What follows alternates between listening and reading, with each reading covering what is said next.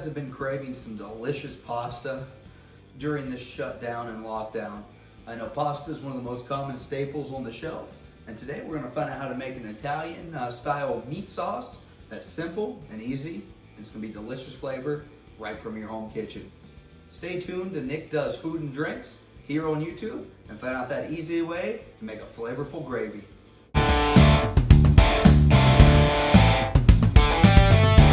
Now to start with, on my meat sauce, I like to add a little bit of extra virgin olive oil right to the cold pot I'm going to make my sauce in. Just a glug there, not much. And we're starting off everything cold here because we're going to be throwing in 3 strips of bacon that I have cut down beautifully into the cold pot, just like so. And because we're going to try to get the fat to render out from this bacon so we can enjoy it within our sauce and have a little bit more of that meaty flavor. So we're going to turn that heat up right about medium. Start letting everything get warmed up and broken down. And as this is heating up, we're going to make sure to keep things stirred and separated. That way we don't want any of that bacon clumping together too much. So as we let it go there, we're going to let it continue to heat up, warm up, and get ready to go. Now, as you can see, my bacon's starting to brown up beautifully there. And it's forming a nice fond on the bottom of the pan. So I'm going to get everything broke loose from the fond that's sticking to the bottom of the pan. And since I've got plenty of grease and oil in there, I'm going to go ahead and throw in a finely chopped white onion, a small one, just like so. Hear that sizzle as soon as it hits the pan.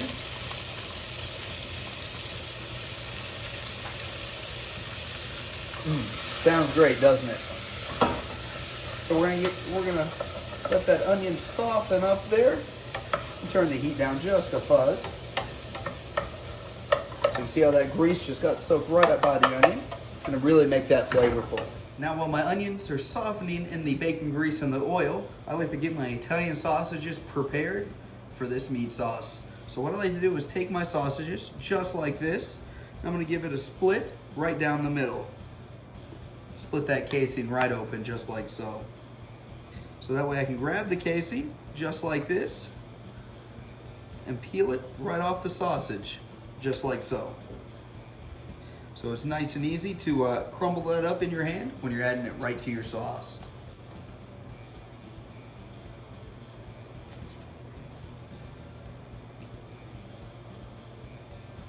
Now when it comes to flavoring your meat sauce, don't over season until you find out how the Italian sausage is going to taste.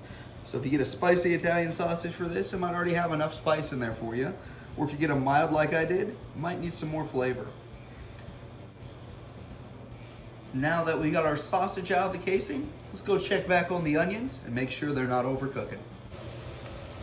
Now you can see our onions are getting nice and translucent there for us. So we're gonna let them go just another second, but I'm gonna make a little well right in the center and add just a drop more, and just add a drop more of oil right in the center of it. Just like so, not very much at all. And right in the center of that oil, I'm gonna throw some fresh garlic. I've got 4 cloves that I've diced down very fine for us. The garlic's really going to bring a nice flavor to this sauce. So let that go there for another second or so. You just don't want to overcook your garlic initially on this step. You want to get everything nice and soft and fragrant especially. So you can see everything softening up nicely. Now while the onion and the garlic and the bacon finish cooking, I like to go ahead and throw in my Italian sausage.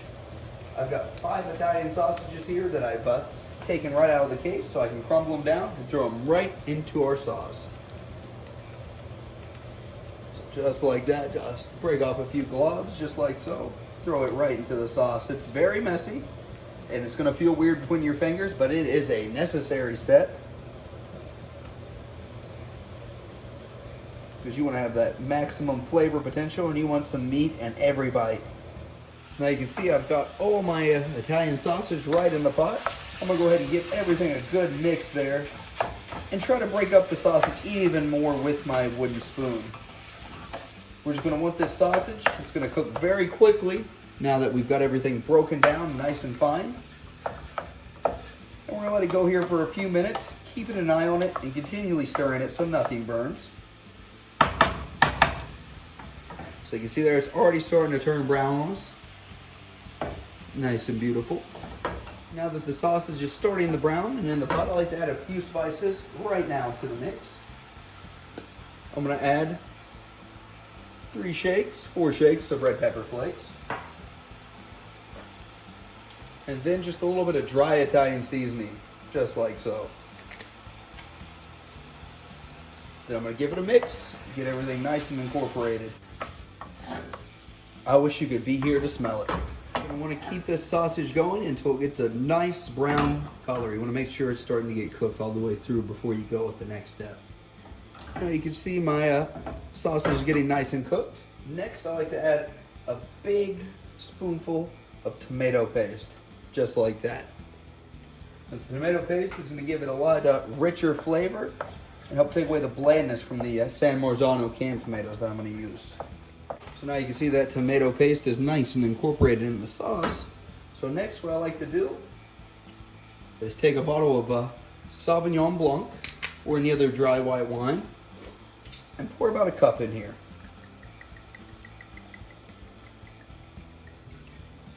And that wine is going to really help bring that fond right off the bottom of the pan.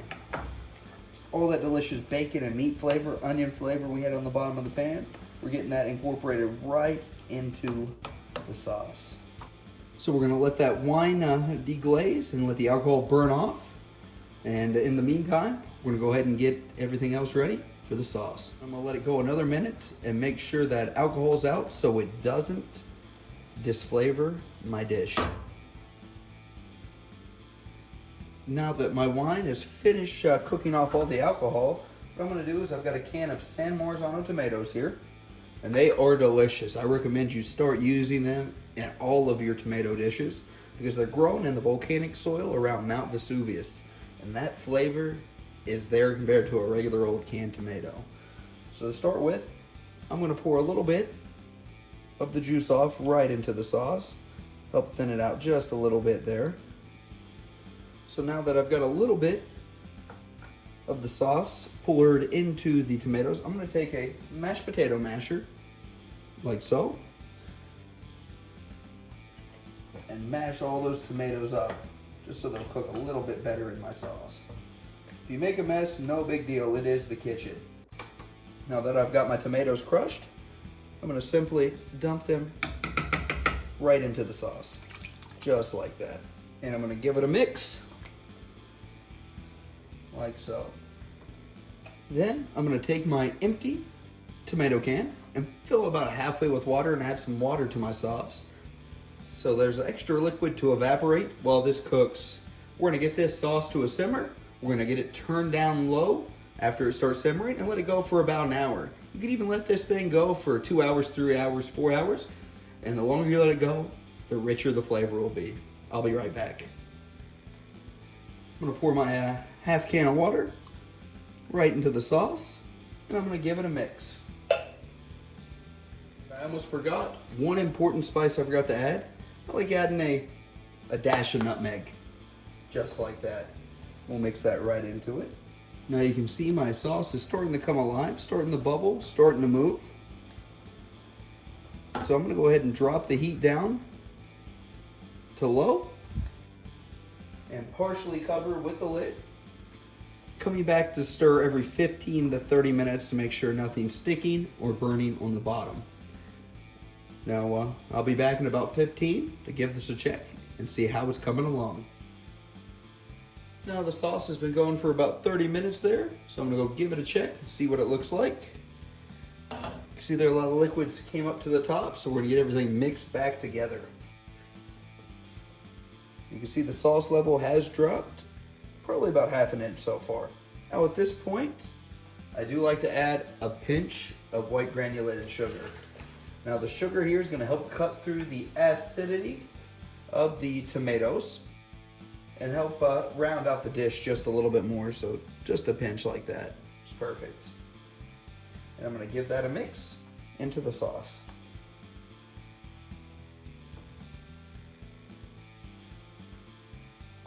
Time to come back in about 30 minutes and see how we're looking.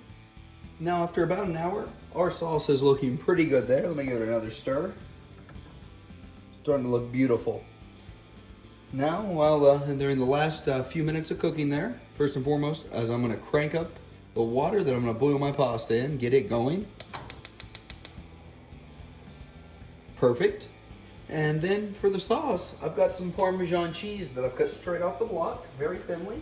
That I'm gonna throw right into the sauce, just like that. Look at that fall in, just like beautiful snowflakes. And I'm gonna give it a mix and let that cheese melt throughout the sauce to really help solidify that flavor profile.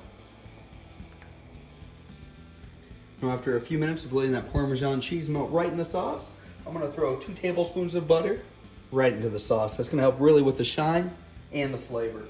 Give it a mix. And now once the butter melts throughout the sauce there, I'm gonna turn it off the heat. That way it's still gonna be warm when our pasta is ready. I'll be back in just a bit. Load it up nicely and look at the beautiful sheen on this sauce. You can't tell me that doesn't look absolutely amazing. And as the sauce here is cooling off, I'm gonna go ahead here and check my water and see if it's came up close to a boil so I can add some salt to it. All right, it's warmed up nicely, quite a few bubbles. So I'm gonna throw a little bit of salt right into the water there. You want it as salty as the ocean. That way the noodles there have a nice taste to them. Now last but not least on our sauce there, I'm gonna do the final spicing of it. So I'm gonna give it a taste to see how much salt and how much pepper it needs.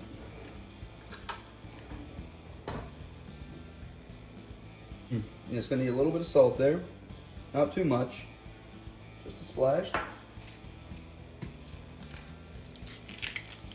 And then a few grinds of pepper.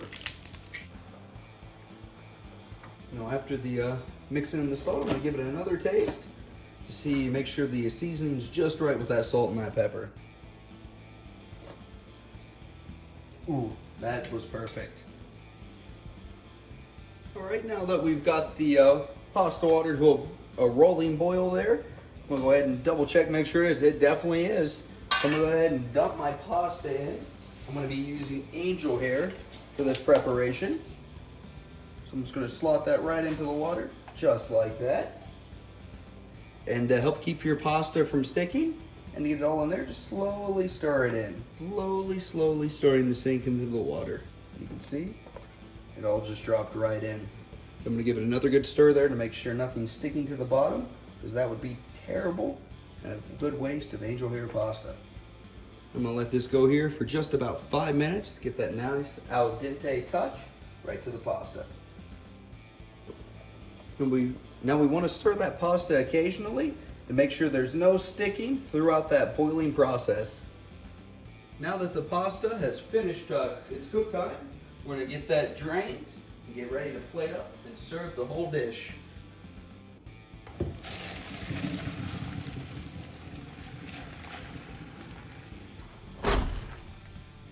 And as soon as the pasta hits the strainer, I'm gonna hit it with some ice cold water to hold the cooking process and not make it mushy.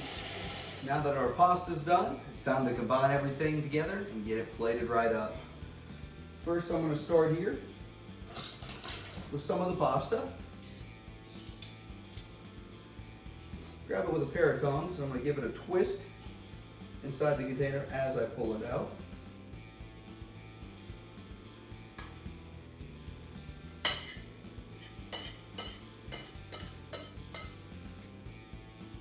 Nice little bundle there.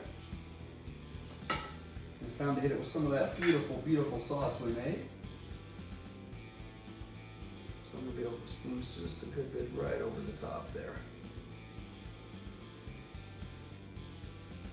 And to finish it off, I'm gonna hit it with some crumbled Parmesan cheese. You can't tell me that doesn't look beautiful.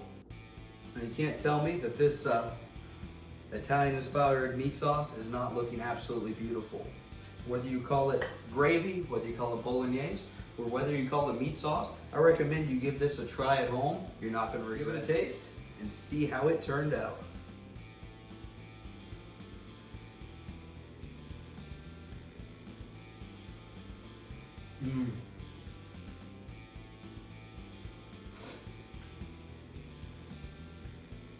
Absolutely delicious. It's absolutely delicious. You guys need to try this at home and let me know what you think. Once again, this is Nick Does Food and Drinks. I want to thank everybody for watching. Don't be afraid to like the video, comment below, subscribe to my channel, and ring that bell icon to be notified of my latest content. Hope everybody has a wonderful cooking day.